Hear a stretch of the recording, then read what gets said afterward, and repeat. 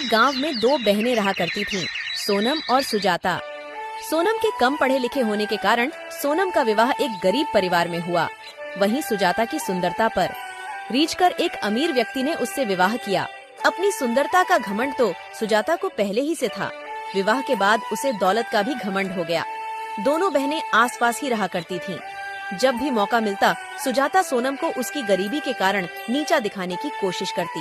अरे सोनम, तुझे पता है अभी अभी मेरे पति ने मुझे सोने का हार दिलाया और तुम्हारे खेत के पास वाला जो खेत है वो भी हम खरीद रहे हैं।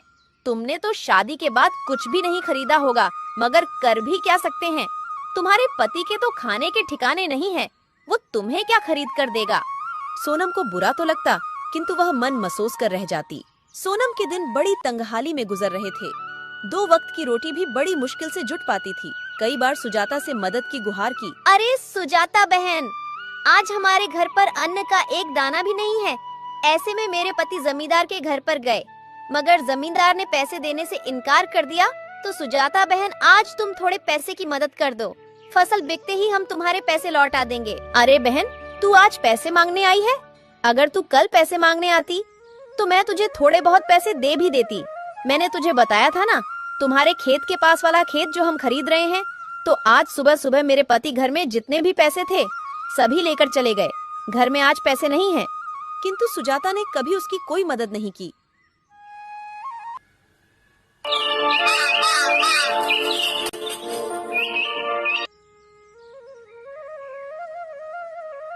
एक दिन सोनम ने सोचा, सुजाता ने भी पैसे देने से इनकार कर दिया। अब मैं क्या करूं? एक काम करती हूं, मैं मेरे बड़े भैया के घर जाकर उनसे पैसे मांगती हूं। वो मुझे पैसे देने से मना नहीं करेंगे।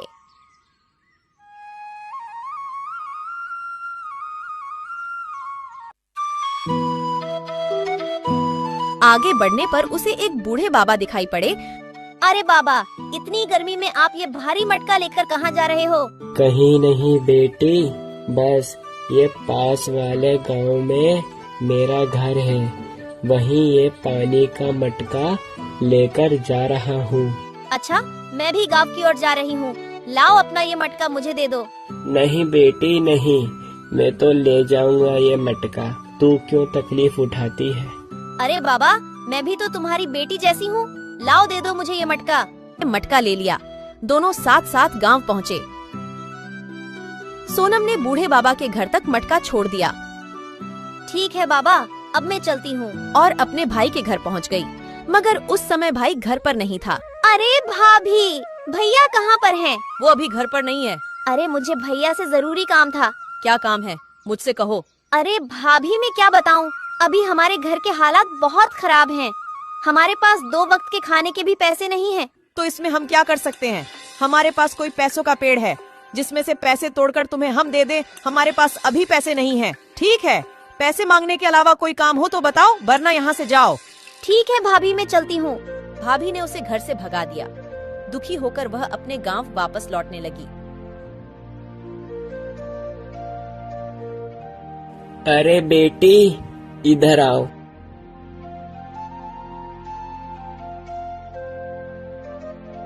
अरे बेटी, तो इस गांव में किसके घर आई थी?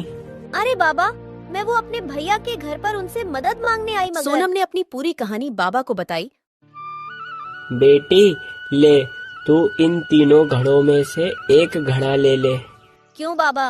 अरे बेटी, तू इतनी दूर से पैदल चलकर आई है और पैदल ही चलकर तुझे जाना है। बेटी, अगर तुझे रास्ते में भूख लगे तो ये घड़े के अंदर लड्डू है, तू वो लड्डू खा लेना बेटी। नहीं बाबा, मुझे नहीं चाहिए। आपने मुझसे पूछा, वो ही बहुत है। अरे बेटी, ले लो, तू भी तो मेरी बेटी जैसी है। फिर बाबा के बार बार कहने से सोनम वो घड़ा बाबा से ले लेती है। बाबा, अब मैं चलती हूँ, वरना मुझे घर पहुँचते पहुँचते शाम हो जाएगी। और फिर अपने घर की ओर जाने लगती है।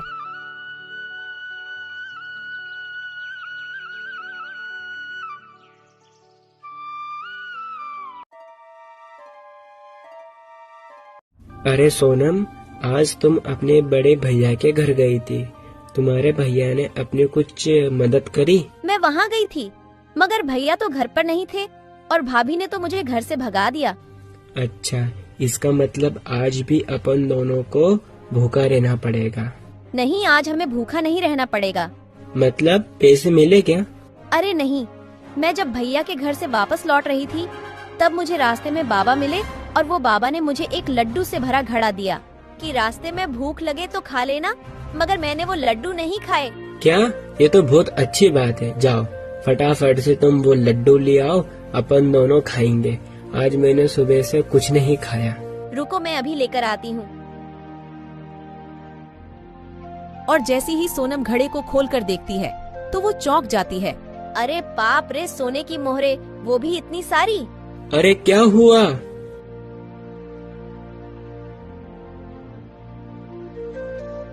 अरे बाप रे बाप, इतनी सारी सोने की मोहरे।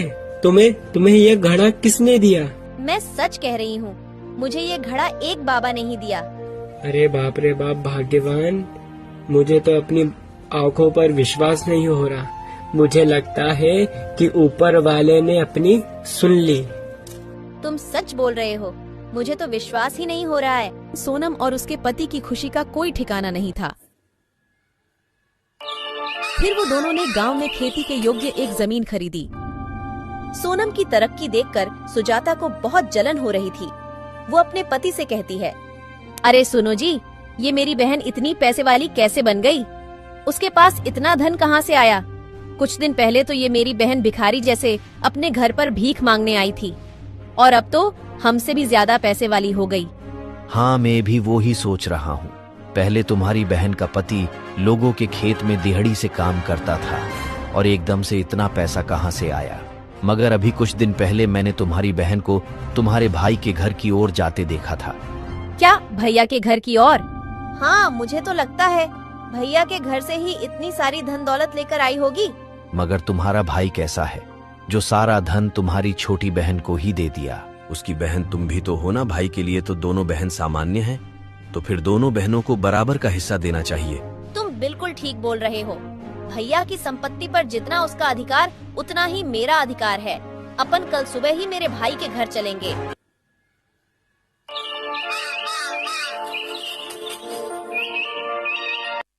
फिर वो दोनों सुबह सुबह अपने बड़े भैया के घर उनसे मिलने जाते हैं। उन्हें भी रास्ते पर वही बाबा दिखाई पड़ते हैं।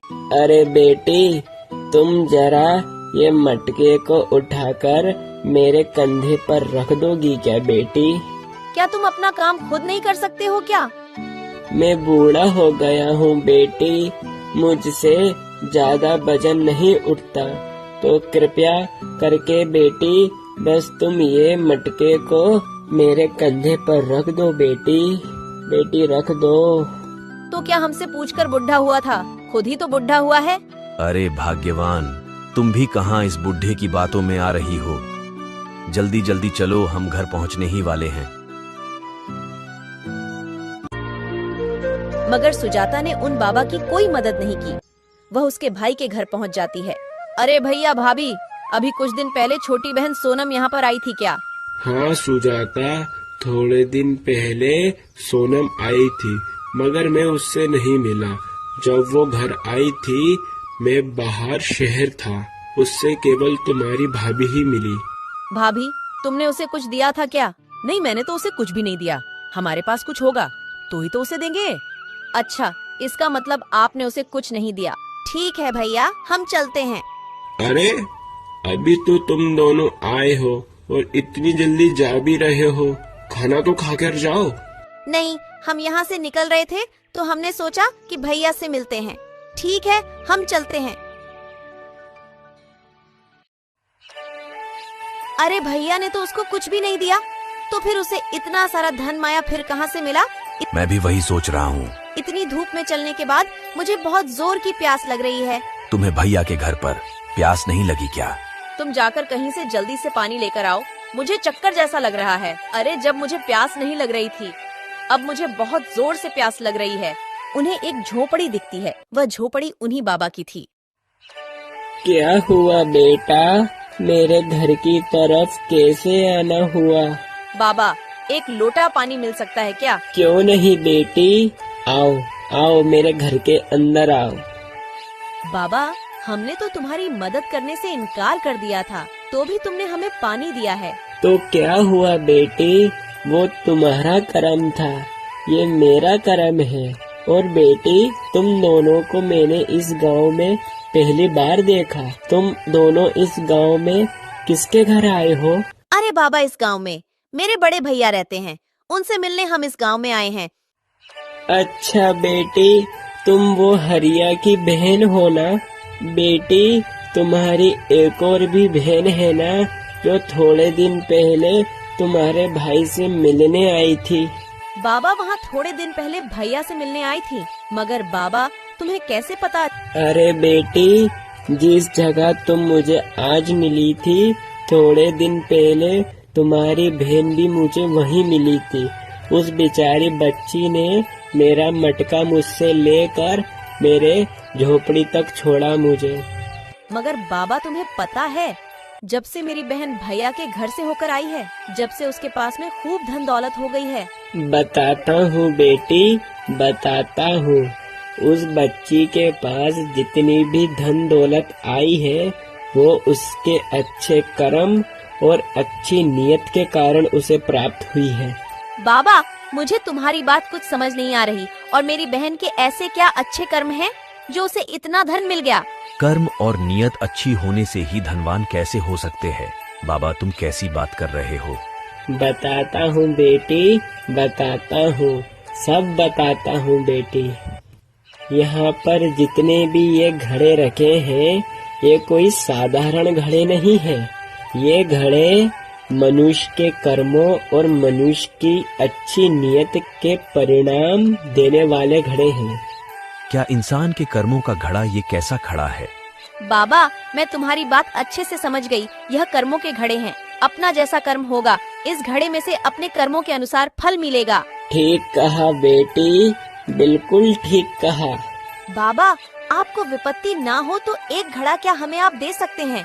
हम भी हमारा कर्म अजमा कर देखते हैं। क्यों नहीं बेटी, क्यों नहीं, ले लो। तुम भी एक घड़ा ले लो, तुम भी अपने कर्म और अपनी नियत का फल पाओ। सुजाता को भी बाबा ने एक घड़ा दे दिया और वो दोनों वहाँ से चले जाते हैं। फिर रात के समय जैसे ही वो घड़ा खोलते हैं, उनके घड़े में से बहुत सारे कीड़े निकलने लगते हैं। बाप रे बाप, अपने घड़े में से तो कीड़े निकले। पर क्या गलत निकला? अपने कर्मों के हिसाब से अपन को ये बिल्कुल सही मिला है। अपन बहुत लालची थे।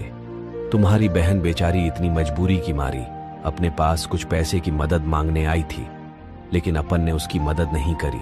कर्म ऐसे करने के बाद अपन अच्छे फल के परिणाम की अपेक्षा कैसे कर सकते हैं? तुमने बिल्कुल ठीक कहा। मुझे अपने पैसे का बहुत घमंड था। मैंने मेरी बेचारी बहन की मजबूरी नहीं समझी। मैं कैसे भी करके बस अपनी अमीरी से उसे नीचा दिखाती। सुजाता और उसके पति को अपनी गलती का बहुत पछतावा हो रहा था।